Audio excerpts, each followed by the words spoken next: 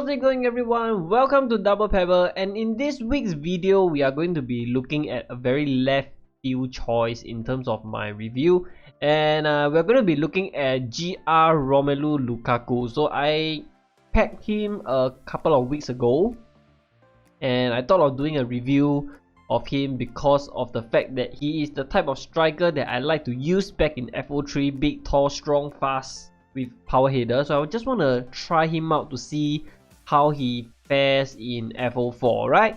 And let's now go into the stats analysis first. Okay, so I like his body build, at least in FO3 lah.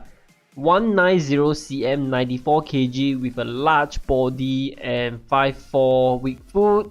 And he's got 100 base strength. That is 100 base strength. Actually got decent pace. We know Lukaku is not slow. He's got 94 sprint, 89 acceleration. A little bit sluggish off the start.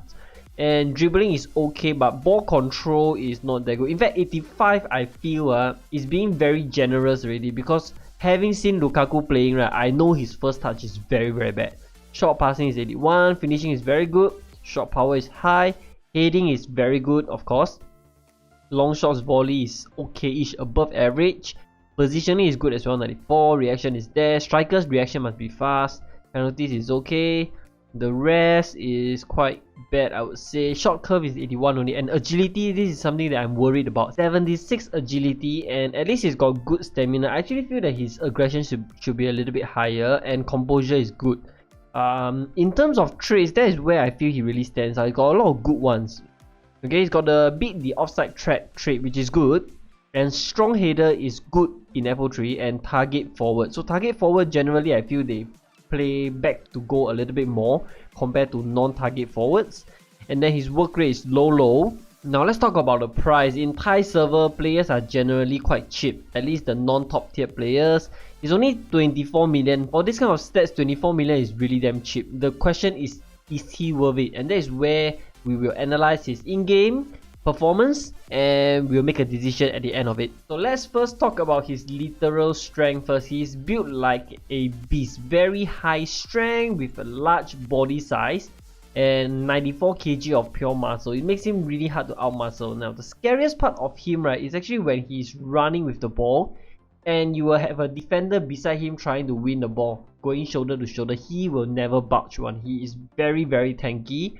And the next thing is of course his area ability. This really gives me the wow factor. It's not really caught in game, because when I was reviewing him I sort of want to win and forget about crossing, but then subsequently during some of the games I play that's off camera, I focus more on crossing, and his headers are really very good because of his bulk and the height. Mainly he wins a lot of headers because of the fact that he can really push people around lah.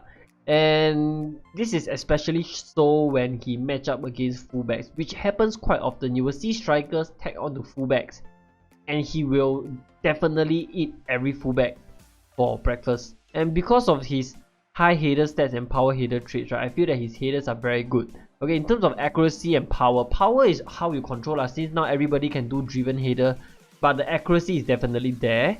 And then having not used a striker with the beat the offside trap trait, right, because I've been using CR for quite long, he doesn't have that trait. I feel a big difference when I suddenly switch to Lukaku in terms of the way he makes his run. So I find that Lukaku tend to try and run in behind a bit more compared to my CR. Plus his finishing is actually very good inside the box. Can score from any angle inside the box. But I would say his long shots are so-so, not the best. He's also got quite a bit of pace to him, as shown by his stats. He's got 94 sprint, 89 acceleration, but he does feel a little bit sluggish at the start. Okay, so when the first 10 meters he's trying to build up a head of steam, it's a bit of a problem. But once he gets up to speed, right, once he's at top speed, it is quite hard to stop him because he's like a raging bull. Then in terms of positioning, I also realized that he prefers to stay around the center of the pitch a bit more compared to CR. CR likes to switch position with the wingers and drift out wide from time to time.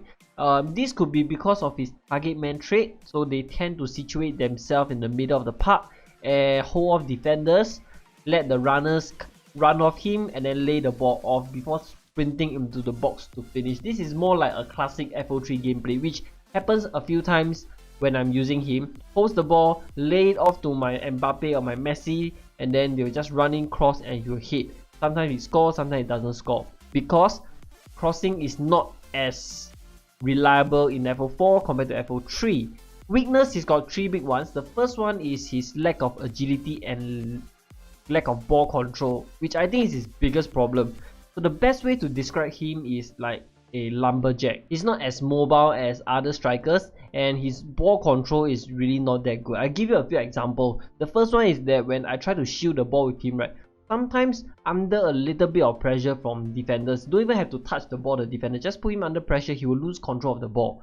Another example is, let's say you do a long throw from your goalkeeper and you want to do a first touch volleyed layoff to the teammate. Because of his poor first touch, right, many times the passes will not come off. That includes your first touch ground passing as well. I find that all these problems stems from his lower ball control, which is a big problem against very good opponent, and also due to his low agility, right, dribbling with him is not that smooth. He does feel quite clunky on the ball, and all these weakness will really come to the fore when you are up against a very strong player who closes down Lukaku very fast, and he will have problem manipulating that big body of his.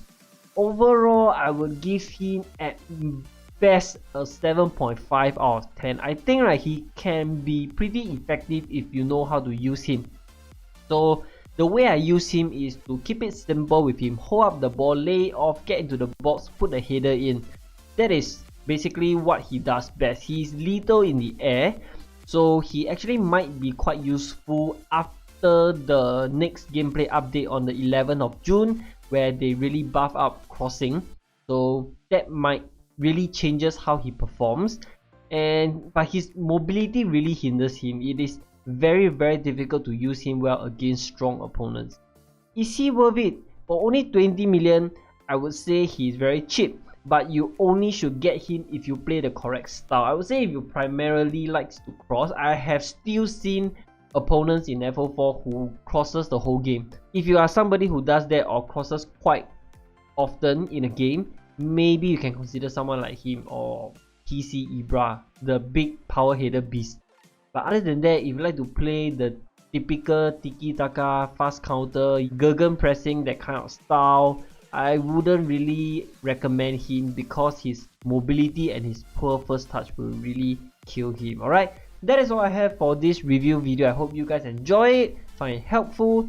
Give this video a thumbs up if you enjoy my FO4 review video. Don't forget to hit the subscribe button and click on the notification bell so you will never miss any of my videos.